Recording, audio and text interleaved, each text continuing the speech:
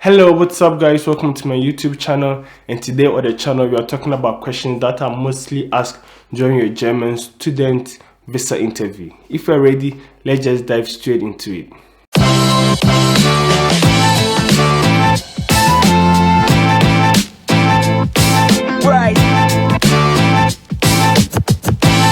Guys, welcome back once again. So before we dive straight into the questions, I want you to know that the German student visa interview is not one of the interviews you can go unprepared and come out very successful. So before you go in for this interview, make sure you are well prepared enough and you know a lot of information about the school, the city in which the school is in, and most importantly, the country. This basic information will go a long way to help you during your interview. And one thing you should know is that lateness will not be allowed. If you are late, if you miss your appointment, you go back and go and search for another appointment time. So one thing you should know is that after you've booked an appointment, you get an email. If you don't show this email at the embassy, you will not be allowed to go into the embassy for your appointment. And you are going for a student interview, so make sure you are well dressed and you look sharp.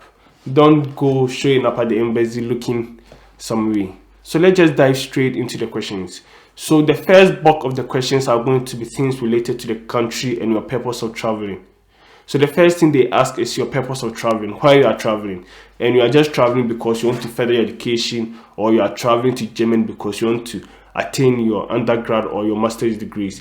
Your answer should be very straightforward and short. Don't go and complicate yourself during the interview. And one thing they are most likely to ask is why you chose Germany. Why didn't you choose other countries like United States, UK, France, Spain, or why didn't you do your master's in your country? So you have to tell them why you chose Germany. I came in with engineering, so I was like, Germany is known to be the best country when it comes to engineering, and I think getting my engineering degree here will go a long way to help me later in my career. So find ways and means to link your course you're coming to do to the country. It doesn't always have to be engineering. It can be other courses like medicine, law, or any other field you're coming here to do.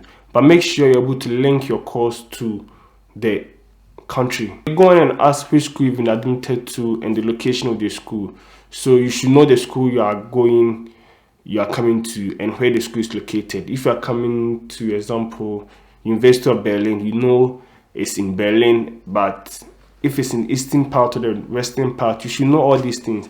And at this time of your life, Google should be your friend.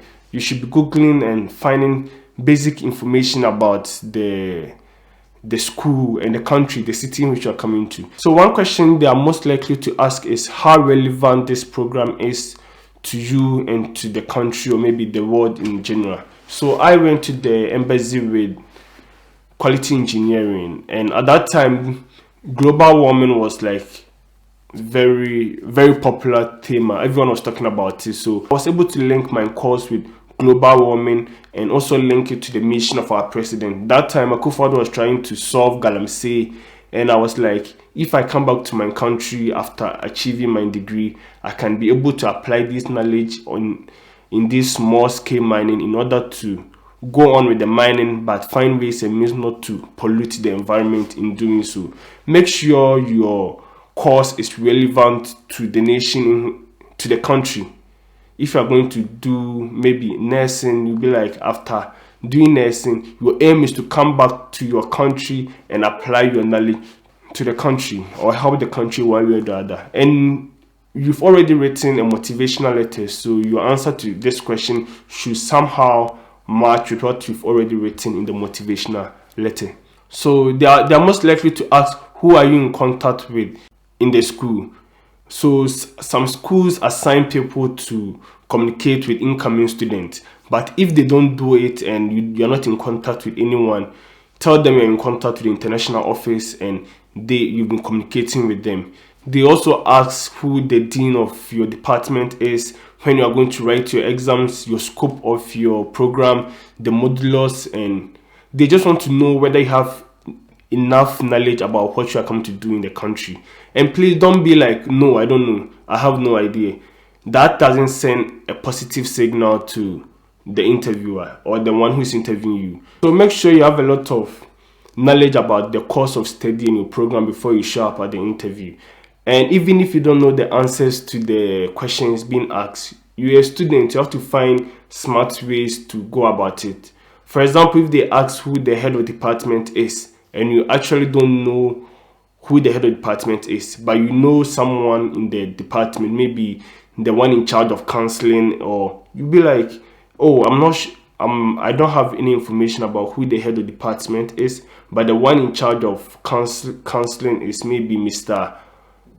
Charles, so and so. You don't present yourself as ignorant during the interview. So after asking basic questions about your course and your program, they proceed to ask questions about your sponsor. So if you're going to make a block account, you know you go in with your sponsor.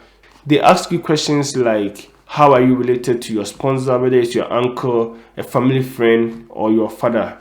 Basic information, the wife, how many children he has, where he works, and yeah, just know basic information. As if your sponsor is an uncle, basic information you know about your uncle, you should know about your sponsor. And after that, they're going to call your sponsor and also ask him similar questions.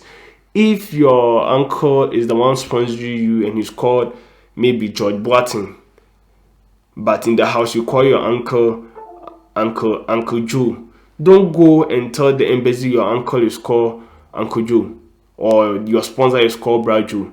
Make sure the information you are giving tallies with what your uncle is coming to say. And for Christ's sake, Joe is not an official name. You can't say your uncle is called Brad Joe at the embassy. Red flag questions. These are important, very important questions, and you should know how you answer these questions. One of the red flag question is, do you plan to work in Germany or further your education in Germany? Your answer should be no, because your purpose of traveling is to study in Germany. So you just let the embassy know that as it stands now, your aim is to finish your bachelor's degree or maybe your master's degree, but as of now you don't have any plans to work in the country or further education after getting your degree. They just want to know whether you are willing to come back to your country or stay in their country. One other question they ask is, do you know anyone in Germany? This one, your answer should be straightforward, no. I know a lot of people have uncles in Stuttgart, Hamburg, Berlin, Frankfurt, Düsseldorf, Dortmund, all the big cities in the country. But let the embassy know that you do not know anyone and you're not coming to Germany for family reunion, but you're coming to Germany for your studies. But if you are sending Verpflichtung Erklärung as your mode of sponsorship, then you can't say that you don't know anyone in Germany, because someone in Germany is sponsoring you. So you'd be like, apart from maybe my uncle and his family who are in Düsseldorf, you don't have any contact with anyone in Germany. I don't know why the answer should be no, but that's what everyone says, and that's what I said. The answer is no. You don't know anyone. You don't go and brag that you have like 25 friends, 25 family members in Germany, and even if it doesn't work out, that shouldn't be your answer.